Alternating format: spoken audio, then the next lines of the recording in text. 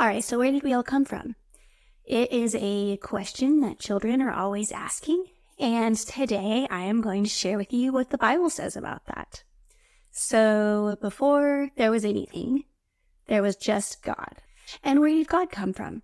Well, this passage, Genesis chapter 1, verses 1 through chapter 2, verse 3, doesn't really go into that, so I'm not going to address that either. But this story starts out with God. And there is God, and there is darkness, and there is water. And God is hovering over the waters.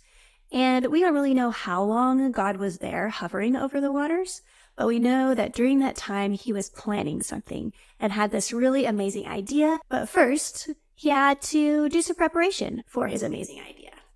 So he says, "Let there be light." And there is light. And God says, this is pretty cool. And he separates the light from the darkness, and he calls the light day, and he calls the darkness night. And there's evening, and then there's morning, and that is the first day. So then God prepares to do the next thing. And he separates the waters into two chunks of water. He has an underneath water and an overhead water. And he makes a big expanse between the waters, and he calls the expanse sky. And then there's evening again, and there's morning again, and that is the second day. And then God knows that he's going to need to create some dry land for this amazing idea that he has coming up. And so he separates the water from the other water, and he creates dry ground between the waters. And he calls the gathered waters seas, and the dry ground he calls land. And then he creates vegetation on the land. He makes plants with seed in them, and he makes trees with fruit and seed in it, so that these plants and these trees can make more of themselves and never die out. He creates all of these things, and he says, that's pretty cool. And then there's evening and morning again, and that's the third day. So pausing for just a minute in this story, think as I'm telling, what does this story teach you about God and about humanity? And is there anything in your life that needs to change because of this story? And then God gets ready to create some order in the sky. So God makes the sun to be the governor of the day, and he makes the moon to be the governor of the night. And he makes all of the stars. And he puts the stars in the sky, and he teaches them, okay, you stars, you're going to show at this time of the year, and you stars, you're going to show at this time of the year, but only in the north and not in the south. And that's the fourth day. And then God is ready to create something to fill the seas and to fill the sky. So God creates all of the things in the sea, the fish and the eels and the turtles and everything with which the water teems, the big creatures and the small creatures. And he creates the birds, every kind of bird that flies above the earth across the expanse of the sky. He creates these things, and he looks at them and says, that's pretty cool. And then there's evening and morning again, and that's the fifth day. And then on day 6, God says, today is the day. I am going to make my amazing thing. And I can't wait. But first, I have to make one other thing before I make my amazing thing.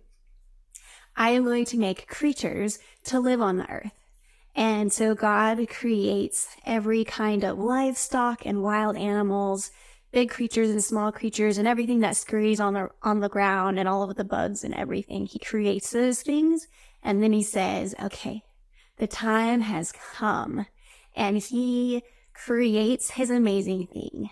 He creates humankind, and he makes them male and female.